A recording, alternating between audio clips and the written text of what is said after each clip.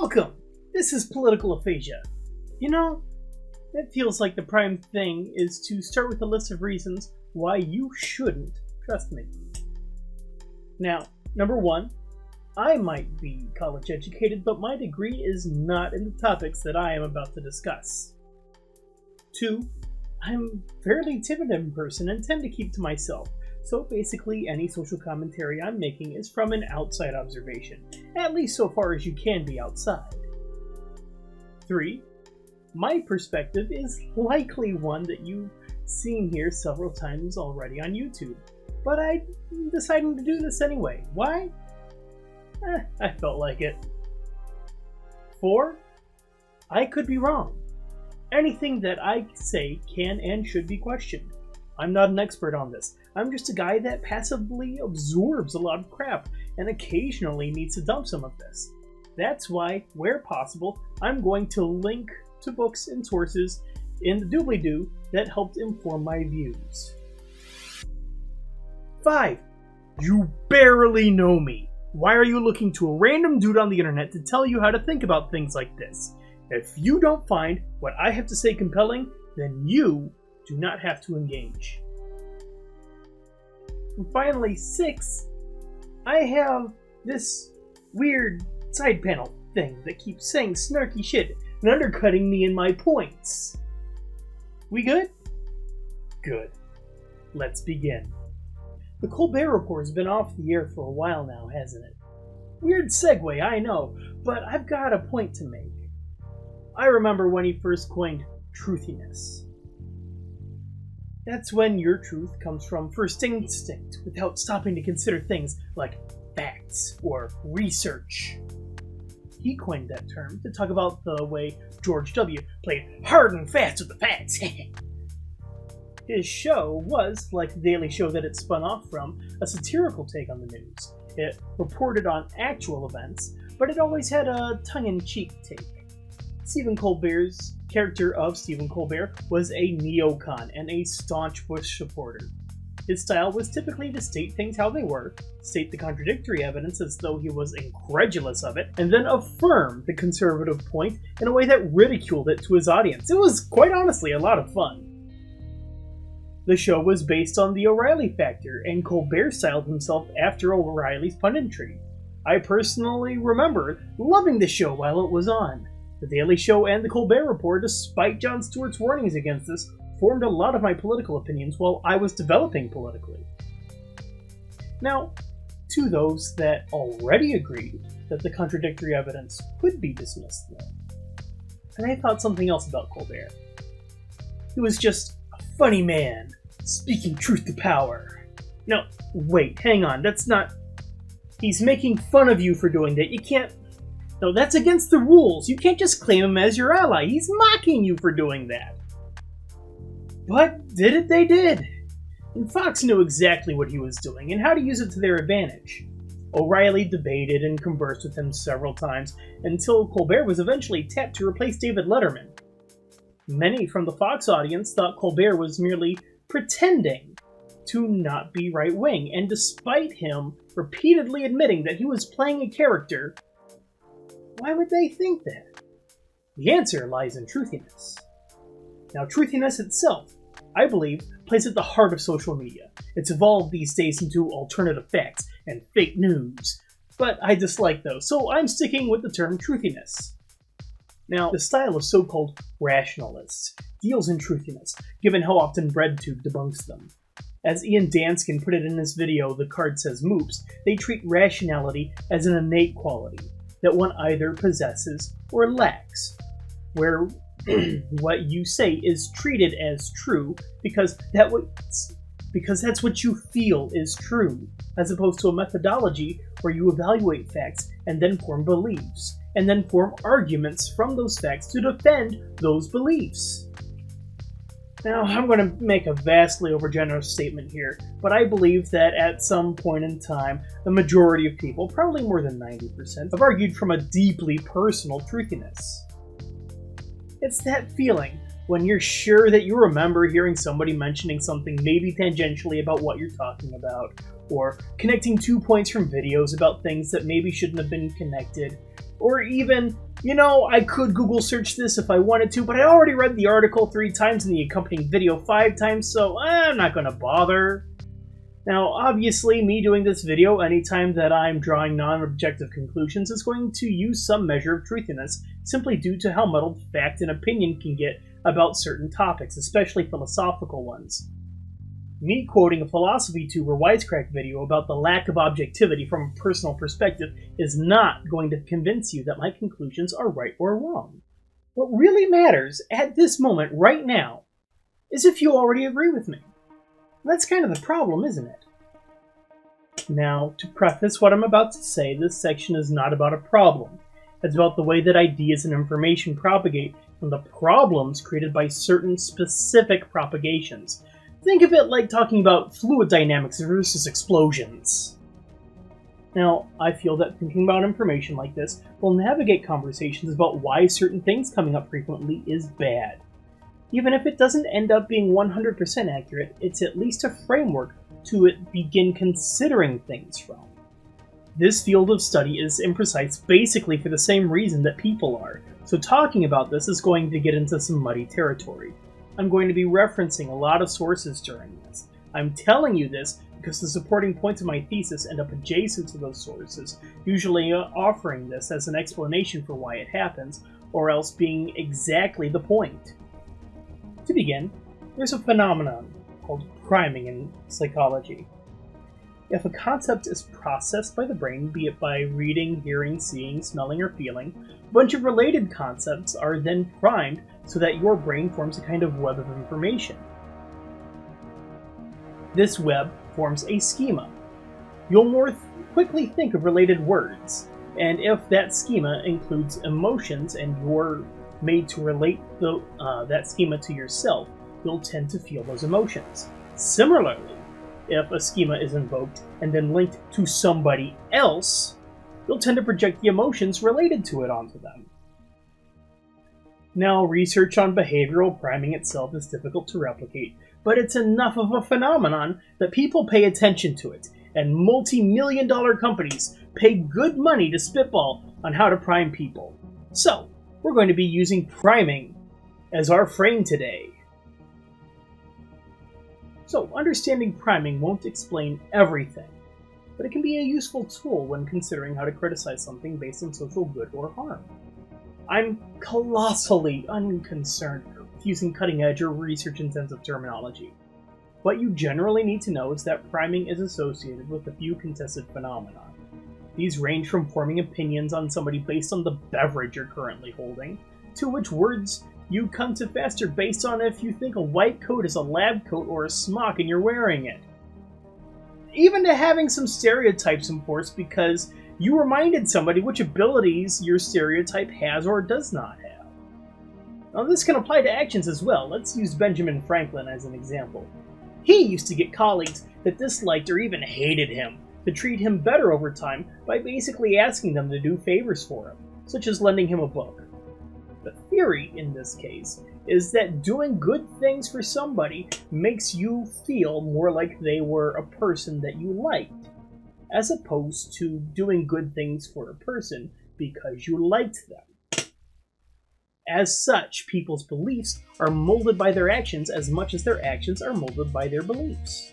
Your own actions help mold the schema of yourself that you keep within you, though you'll embody different schemas depending on the social context.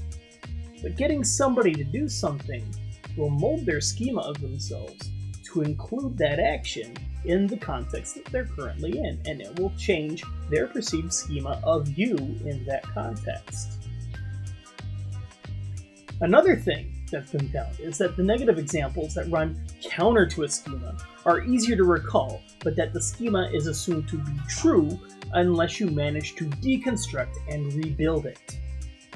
Your personal schema of somebody being generally nice means it's difficult to recall actual examples of that person being nice, but them being rude is easier to recall. This is why the first impression is so important, because it forms the schema that a person will default to every time that they are exposed to the concept of you. But that schema can be altered by priming. Schemas are like memories and can be colored by your emotions in the moments of recall, as much as recalling them can affect your emotions. Confirmation bias comes into play here. It's easy to recall schemas where somebody deviated from their schema, but you're more likely to notice instances where they play into it at the moment, unless they fall so far outside that it's actually very jarring. Now, your version of a schema is going to be unique to your own life's experiences. It might be similar to your in-group schemas, but each one is going to have different life experiences that built it. So, when you invoke a schema, you'll need to know your audience and how they'll generally react to it. Your understanding of a schema and your understanding of how the culture at large understands a schema are all part of the same definition. You don't really know what the public at large is actually thinking about something, but once a schema has been formed and propagated, you can be somewhat certain that most people will have assumptions about what you're talking about, even if they disagree with your position. Oh, and one last thing. These schemas are the source of stereotypes, tropes, and really any recognizable pattern that you see in media and in real life. They're your brain's shorthand, a generic template in which to make sense of the world in as efficient way as possible. The phenomenon is neutral, but it does mean that your brain is going to return knee-jerk to the schemas that it's already got when it doesn't understand something right away. So, in the case of the Colbert Report, the type of satire that he produced was still calling conservative right-wing schemas into play. For the target demographic to watch and laugh at the spectacle of conservative punditry as portrayed by Colbert, because those liberal centrists and yes, even lefties already had the schema that let them dismiss and lampoon the other. But for quite a while, a number of conservatives didn't know Stephen's actual political positions, or that the Colbert Report was supposed to be satire. Confirmation bias assured them that any mockery that they felt was just him playing an act. They felt that he was bringing up counterpoints to show that they were just as irrelevant as his character believed them to be. Probably because they also thought those counterarguments could be dismissed as simply as the important man on TV just did.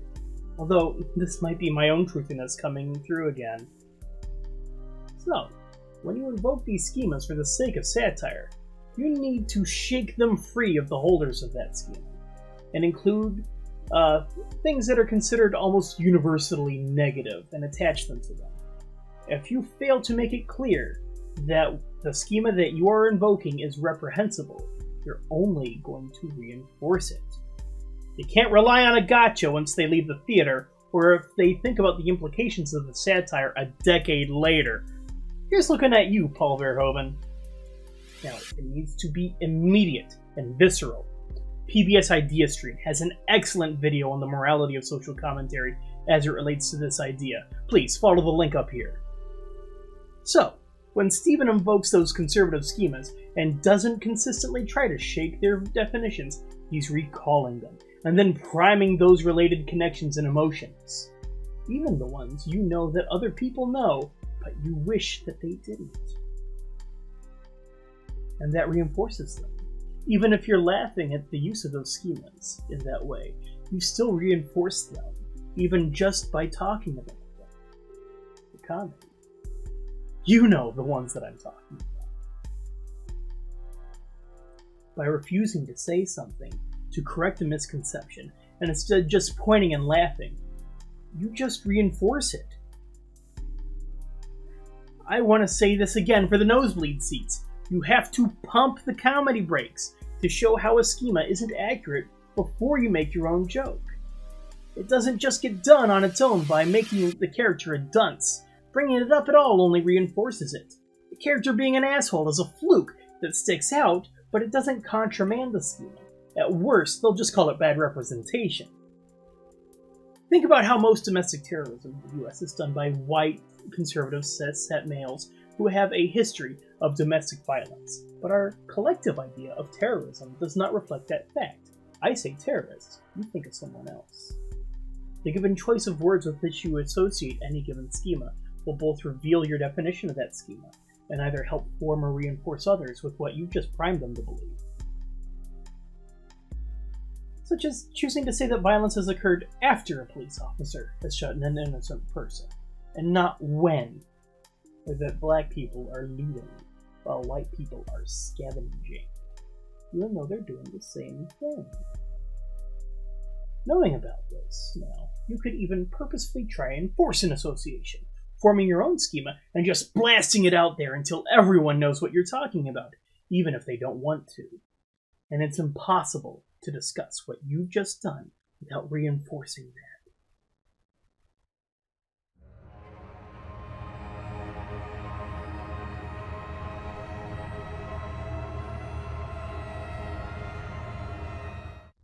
Here, Gillette's using the schema it has been selling, the best a man can get, and then relating that schema to the social consciousness about discussions of toxic masculinity. By making this tie, if it is reinforced enough, anytime you bring up the discussion of toxic masculinity, you are then primed to think of their razors. That's regardless of your feelings about the whole toxic masculinity main subject. Some people might denounce Gillette's dastardly plot, but Gillette is banking that tying their brand to positive discussions about toxic masculinity will result in more people hearing about their razor and having a positive or at least neutral association rather than a negative one. The controversy surrounding the issue reinforces it every time that it has been brought back into the discussion. So, when someone is arguing from truthiness, it is through their truth context. They're arguing through schema, either restating what their schemas are, or trying to influence what other schemas are defined as, either consciously or subconsciously. Perception isn't truth, but it is often perceived as it, and that makes it true enough. If something is true, but it doesn't match pre-constructed schemas, people will instinctively defend the schema rather than redefine it. This is the exact same process as defending a schema from a lie. It doesn't match your schematic truth, so there has to be a rational explanation for why the two don't match. And this is why the person who gets to arbitrate the truth of the schema has so much power, and why people jockey for this position. Schemas, both cultural and personal, have a lot of inertia, so most often they only slowly change. Illuminating schema so that they can be debunked, rebuilt, or otherwise corrected is even slower. Schemas are not what you say that you believe, keep in mind. They are what you are most apt to believe in the heat of the moment, because they are your mind's quick and easy templates to predict behavior. And if you match somebody's schema of their outgroup, the other, then they are far more likely to just reject your opinions. A lot of logical fallacies and named effects are based on this kind of thing. I actually have a plan for a video about the logic behind them. Now, using the same jargon as somebody else will often identify you as being part of their in-group. In other words, if you want to convince somebody of something, you have to be willing and able to meet them where they're at. Unfortunately, if where they are at is using slurs casually, then harshly rejecting their use of those slurs will immediately identify you as outgroup, and your response will likely offend them, and you then lose the opportunity to reach out to that person if you don't already have other connections with them to fall back on. So what do? It's hard to walk that tightrope, so many don't bother, and I don't blame them. Now, on social media, what are traditionally called memes are often just an image that comes to outline a very simple schema. It's summary, really. People use those schemas to represent their ideas on top of the meme. There isn't room for a nuance of discussion in memes, and these memes will be the first point of contact in the discussion thread, so they'll often form a newcomer's first opinion on a topic. These memes are just there to form or strengthen somebody's existing schemas. Creating them self-validates your own existing schemas, posting them signals that you hold them, reading them strengthens or forms them. They're so short that all they can be used for is honestly, to form or strengthen somebody's schemas on a subject. I personally don't like them as anything more than a form of self-care, just a way to be able to quickly share your thoughts with friends. All that memes are is a form of catchphrase, especially political memes. Something quick and snappy, almost like a joke and a punchline, all rolled up into one image. Though a meme is not necessarily a joke, it's merely an idea, compressed. Or rather, it carries an idea, but it isn't really persuasive on its own. You can agree with its premise, or you don't. It's almost pure confirmation bias. And oh boy, that dopamine hit sure feels good when those likes pile in on your pithy statement that was almost definitely stolen from another meme. So, just a quick recap. 1. Basically, any concept that you can think of has a web of connected information that I'm calling a schema. Recalling one of these webs of ideas will then prime you to think about the other items in the web. 3. Forming a set of connections is easier than changing them due to confirmation bias. 4. Bringing up a concept without trying to make the new connections or degrade existing ones will instead reinforce the schema in which the concept is being held. Now, points 3 and 4 will lead us to the last real point. This is the most important one. Including the already charged definition in your debunked video and attempting to recontextualize it still allows confirmation bias to take hold because of this. People will see what they want to see, making your point using novel forms forces them to engage with your ideas. When you do this, the schema that they hold for you in that context will be what the new schema then buds from, and as such, you will be the touchstone of that schema. But even including the point that you need to debunk before the schema can be formed will allow confirmation bias to take hold. Simply using the familiar term will prime your audience to hear the old schema and everything associated with it.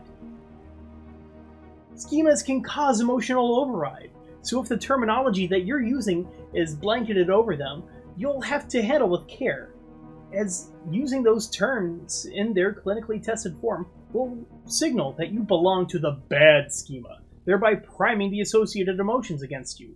The magnitude can be strikingly different between any two people. Using these charged terms alone merely serves as a flag to allow people to sort you. All of your intentions are now assumed, your actions colored by the terminology that you just used. The only way around this is to effectively invent your own language, or to describe what you want to describe in the blandest terminology possible, but not so bland that you're using big words that are hard to understand, because that's also flagging you as being part of a certain schema. Language is a powerful mechanism to carry your messages, but the mere act of attempting communication will itself communicate something to your audience. The ideas that your words carry will influence how they perceive you, the way you dress, the way you talk, the color of your skin, the place that you choose to do that communication in. All of these will prime emotions that will make certain schemas easier or harder to recall. This overall is an idea that will likely feel obvious once pointed out, but you never really think about the implication. Whoa! Whoa! Whoa, whoa, whoa! Can you not? I don't want this video to get mass flagged before I even get off the ground.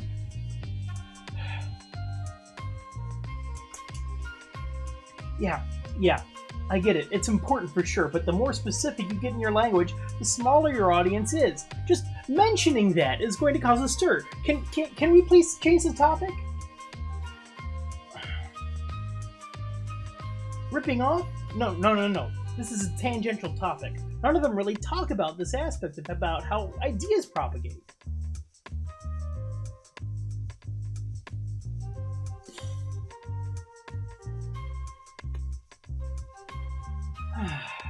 Yep, really cutting deep there.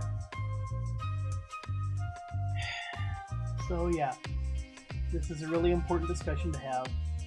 citing a video as inspiration is tying that video to yours, and it elevates it in the eyes of somebody else using these techniques. But I mean, do you want me to not talk about a relevant tangential topic?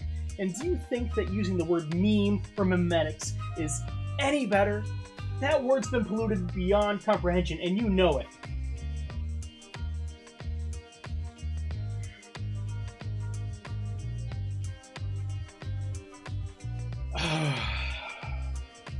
Right. Yep. I guess so. Now we have to talk about it. Yep. Fine. So, ContraPoints and Ian Dans can go over this in a lot of... Oh, will you? Fuck off! Thank you. Anyway. So, ContraPoints and Ian Dans can go over this in a lot of detail. About how ideas are often hidden in coded language, usually tying a less savior idea to a more neutral sounding language. That's because the people doing this know what emotions the schema of their held ideas elicit, so they're trying to smuggle their ideas in using language similar to what the left is trying to use. They change their terminology to try and bring over more people, and hope that by the time that people know what the words actually mean, they've identified that group as their in-group, or at the very least they're experts and won't reject the real meaning of those words. They'll regularly propagate ideas that will help define and reinforce their own schemas. When brought up to be debunked. And that's why it's important to state your ideas first, if you mention theirs at all. Your truth has to be so self-evident and pithy in truth, so reducible to sound bites, to memes, that by the time they realize their old schema was wrong, you've already moved on to another topic. If you have to bring up their version of the schema at all, you have to have already claimed all of the territory that it needs to survive, leaving it in its negated form. Now, they're going to regularly latch onto the platform of anyone with any sized audience, but especially experts, and shows that have experts. But use the fact that they're being debated with at all to imply that their ideas are on equal footing. So, overall, this treatise on the nature of schema is a reflection of how careful we must be in our language. The Colbert Report's entire concept was to make satire about programs like the O'Reilly Factor, but in doing so, he only platformed the same ideas, but just in a more ridiculous fashion. So those that already felt those types of programs were silly or even harmful, they found Colbert's take entertaining.